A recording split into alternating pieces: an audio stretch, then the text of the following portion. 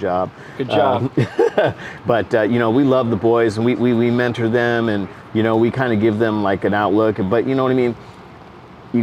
We also try to, like, you know, prepare them for the struggles that come with it. This ain't easy. Yeah. You know, especially the ones that may have, like, you know, addictions or anything. But there's such a myriad of issues with the boys that they could have.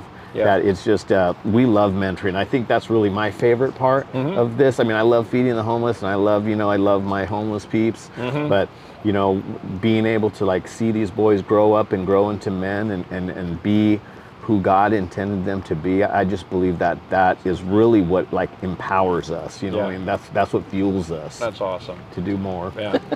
Yeah. So you've developed some pretty good relationships with that group of boys over there. Like, they look up to you. I know you guys do cool things with them. You take them out on cool events or outings and things like that. Oh yeah.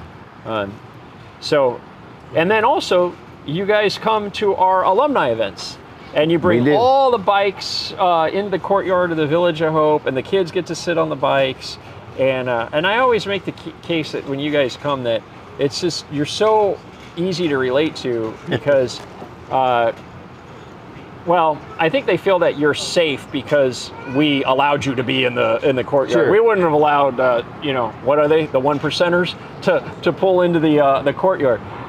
So they go, okay, these guys must be all right. Well, you're all tatted up, you're all wearing your vests, you're all looking like you're part of this club, but yet you proclaim the truth of Christ. You want these boys to be men. You want the people here to find the Lord. What drives you to do that? There's a lot of people that get clean and sober and just kind of live a private life, but you guys live it out. And what is that? Well, I mean, I'm just like, I mean, I see that this is who I am.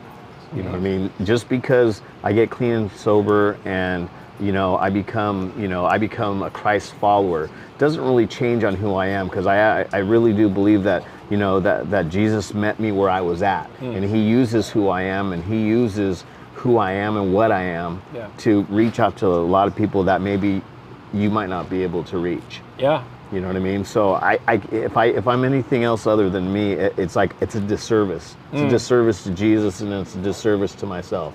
Yeah. You know, I love being in a motorcycle club. I love Jesus. I love my sobriety. You know, I can be all these things. Yeah. Yeah.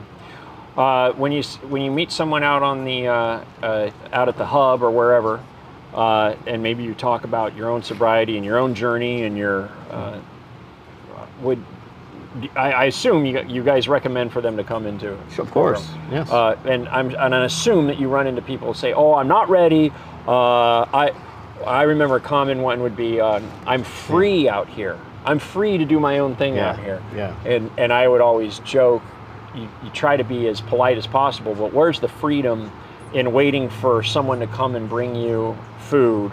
Where's the freedom in having to take a shower only on Saturdays when Brofie's crew comes by? Where's the freedom in having to fight for a place to sleep at night? That's not freedom. Yeah. Well, there's bigger things than freedom. There's, you know, the biggest thing that I've got in this, you know, and this is in retrospect, this is all serenity and joy come way before. I mean, freedom's cool, you know. I mean, like, you know, I mean, if your freedom is compartmentalized, like, you know, I can get up and go to the fridge, like, you know, when you're locked up, there ain't no fridges, you ain't gonna, you know, you ain't getting no. True. But, you know, so what freedom is, you know, it's relative. It's relative, but serenity and joy are things that only Jesus bring, and then living a life of sobriety if you are an addict, especially if you're out there, you're obviously probably most likely an addict and alcoholic, but the freedom of drugs and alcohol offers you the serenity that the promises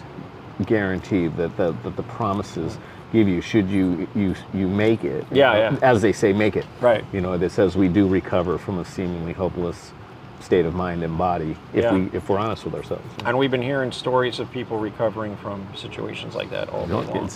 Man, I mean, I commend all these students here, you know, for making an investment into their life. Yeah. You know, because that's what this is. This is a life raft here. This is the last house on the block. Ooh, that's good. Yeah. You know, and if you don't miss this, you know, you're gonna miss the things that life has offered. I mean, and if it's the material stuff that gets you, and that'll lure you in here, then great. You know, if happiness or serenity or freedom brings you in here, great. But you got to work for it. Yeah, yeah, amen. All right. Well, thank you for making time. Oh, thank you for today. having me. Yeah, no.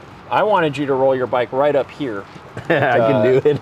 But it's all good. It's all good. I wanted you to, and you're welcome to stick around or just rev that engine as you pull out of here when I'm talking to Kenny next. I'm not going to do that to Kenny. Make a big scene. Yeah. Okay. Yeah. I guess we're going to go to a video now. Is this